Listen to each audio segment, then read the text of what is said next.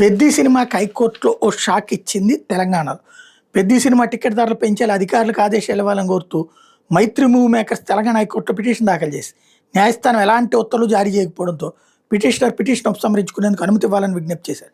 దీనికి మాత్రం ధర్మాసనం అనుమతి ఇచ్చింది.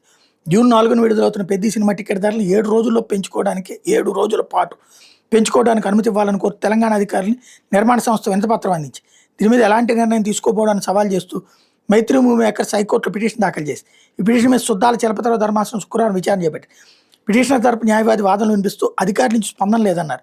ప్రభుత్వ న్యాయవాది మహేష్ రాజే వాదనలు వినిపిస్తూ దీని మీద ఎలాంటి ఉత్తర్వులు జారీ చేసినా తాము కోర్టు దగ్గరనే ఎదుర్కోవాల్సి వస్తుందని చెప్పారు.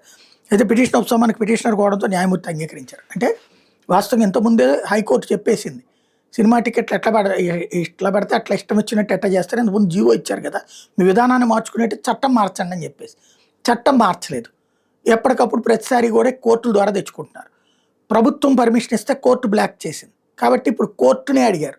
కోర్టు ఏం మాట్లాడేటప్పటికి విత్డ్రా చేసుకున్నారు. ప్రభుత్వం చేత ఏమైనా మాట్లాడుకుని చేసుకుంటారని చూడాలి.